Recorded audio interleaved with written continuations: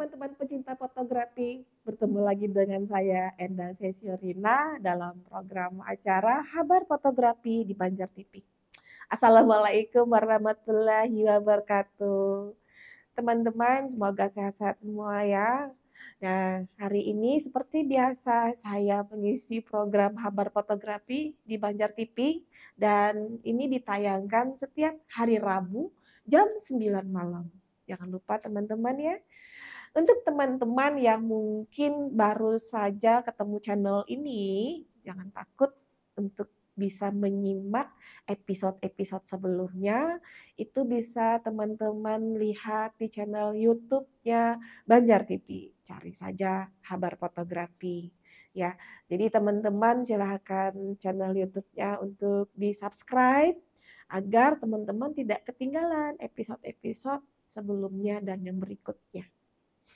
Nah, teman-teman, saya mengucapkan banyak-banyak terima kasih buat teman-teman yang masih selalu setia untuk menyaksikan tayangan ini dan juga saya ingin menyampaikan teman-teman, mungkin ada teman-teman yang menanyakan nih, apakah saya bisa dipanggil untuk mengisi acara yang berhubungan dengan fotografi.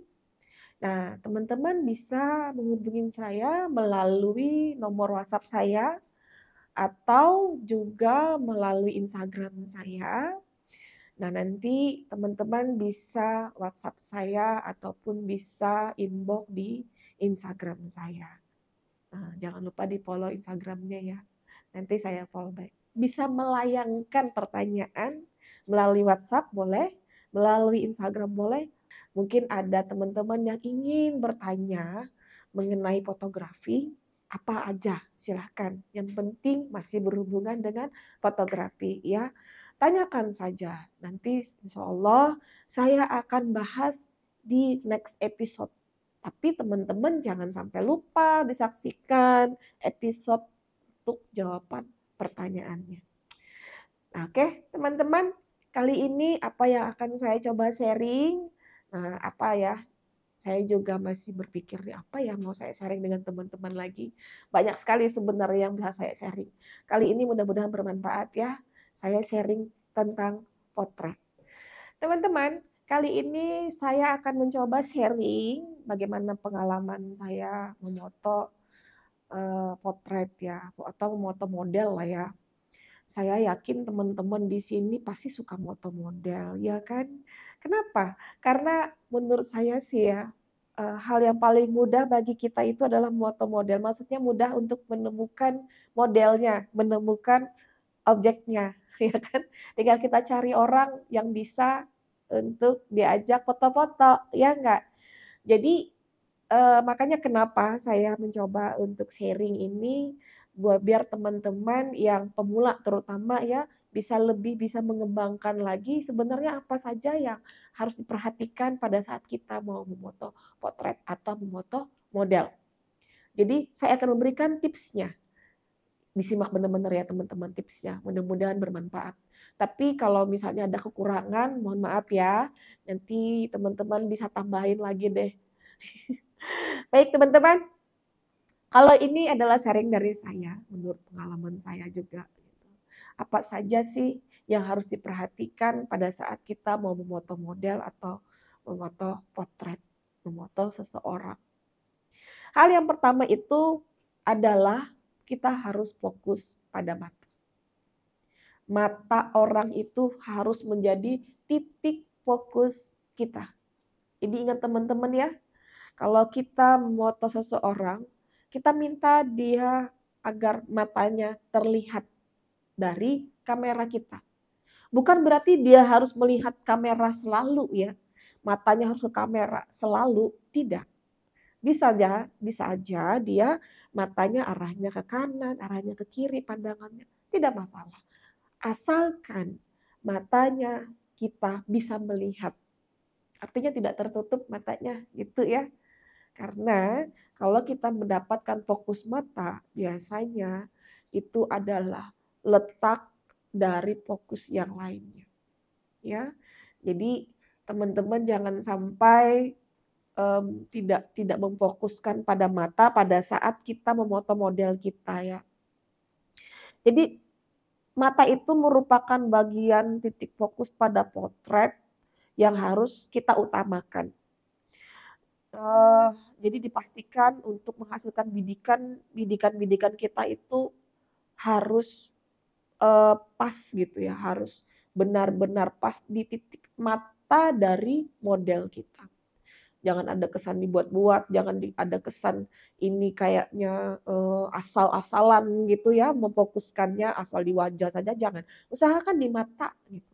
Mata, usahakan titiknya di mata ya. Nah, itu tadi yang utama sekali. Dan itu sangat penting untuk memfoto model atau potret.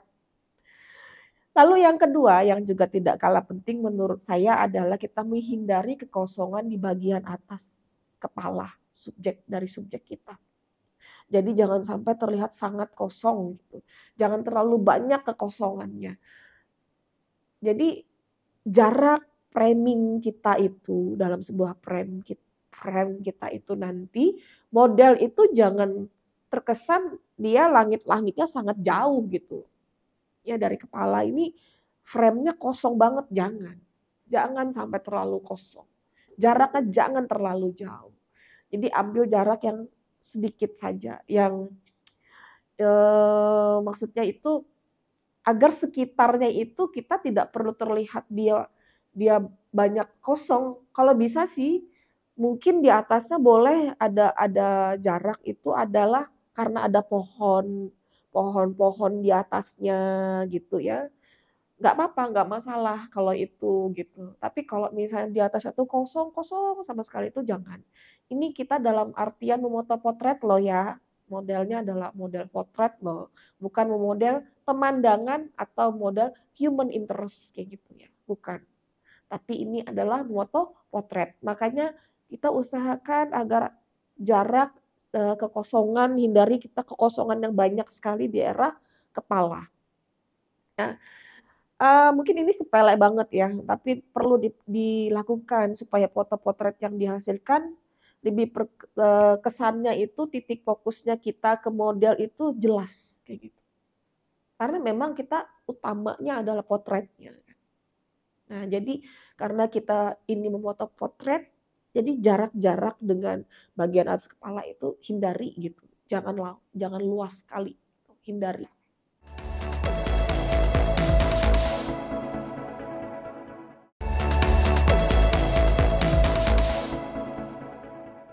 Ada lagi yang ketiga, yaitu ini berhubungan dengan komposisi, ya.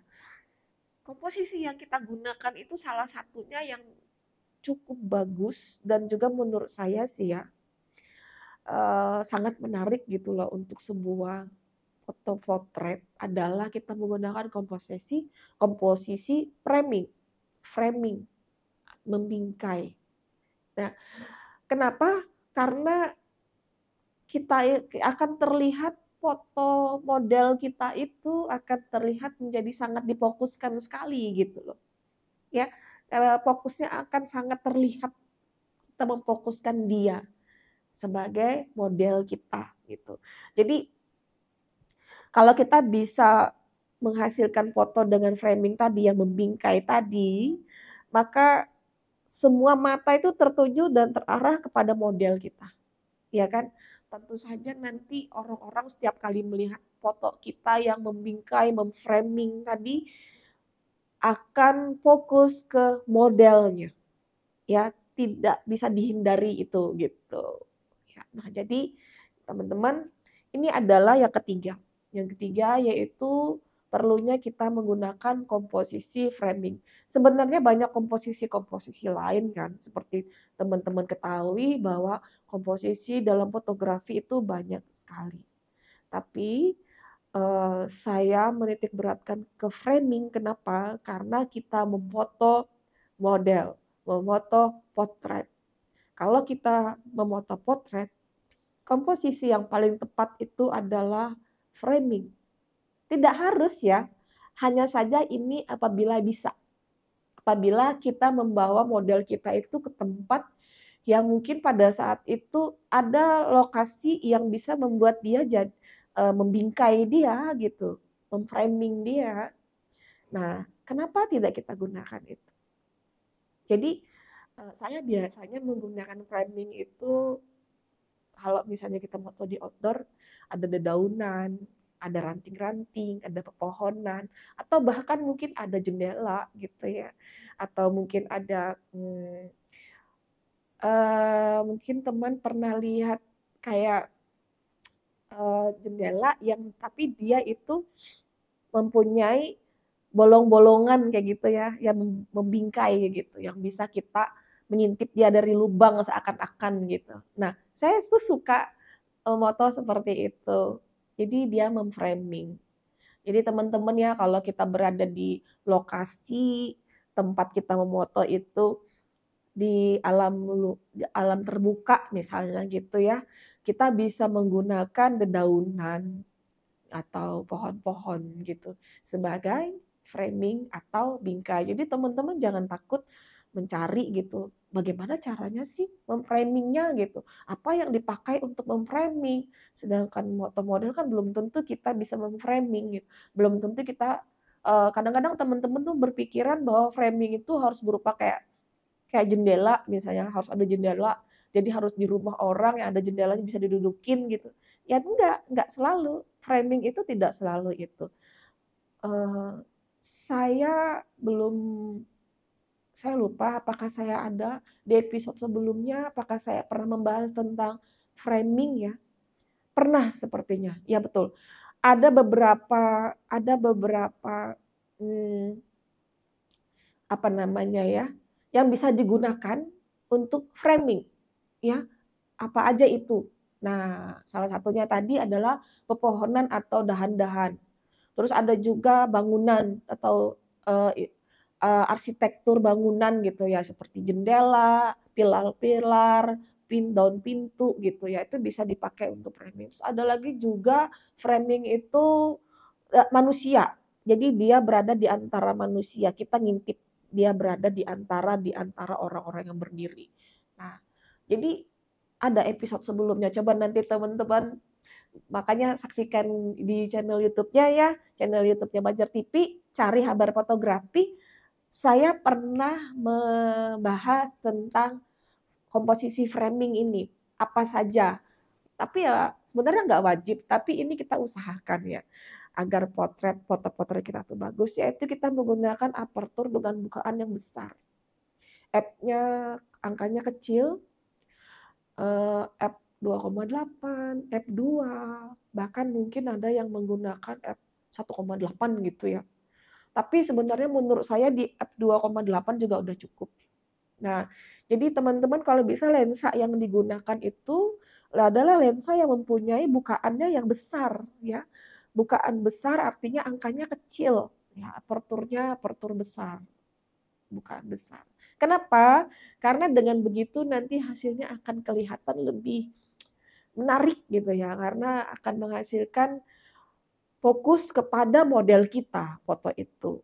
Ya, karena bukaannya yang besar tadi, titik fokusnya akan kecil sekali. Nah, titik fokus kecil itu khusus ke potret kita, ke model kita. Jadi bagian lain-lainnya akan terlihat ngeblur gitu. Yang lainnya ngeblur, tapi model kita akan terlihat tajam. Makanya akhirnya fokus mata kita ke model kita. Nah, itu tadi, yang tidak kalah penting juga kita gunakan lensa yang tepat ya. Tadi saya meminta dengan bukaan yang besar, terus juga, jangan sampai teman-teman gara-gara bukaannya yang besar, harus bukaan besar pokoknya, lalu kita menggunakan lensa wide, jangan, nanti jarak antara kita dengan model memotonya terlalu dekat gitu kan, harus dekat-dekat akhirnya kita, jangan. Kita gunakan lensa frame. Lensa frame itu contohnya lensa dengan focal length-nya 50 gitu ya, atau 85 gitu, atau 70, itu masih bisa. Tapi ada juga sih orang yang menggunakan lensa 70-200, jadi dia ngambil di 70 misalnya, dengan posisi dia agak mundur gitu, tidak masalah. Yang penting ingat jangan menggunakan lensa wide ya, kecuali kalau kita memang ingin memoto dia beserta dengan kegiatannya. Tapi itu namanya bukan moto potret lagi, ya kan? Nah, teman-teman, itu tadi tips dari saya, apa saja yang harus diperhatikan agar foto potret kita menarik. Nah, teman-teman, demikian tadi sharing dari saya, yaitu mengenai tips memoto potret supaya potret kita menarik. Ya, semoga apa yang saya sharing hari ini bermanfaat dan teman-teman juga bisa mempraktekkannya nanti ya. Nah, sampai bertemu di episode berikutnya. Assalamualaikum warahmatullahi wabarakatuh.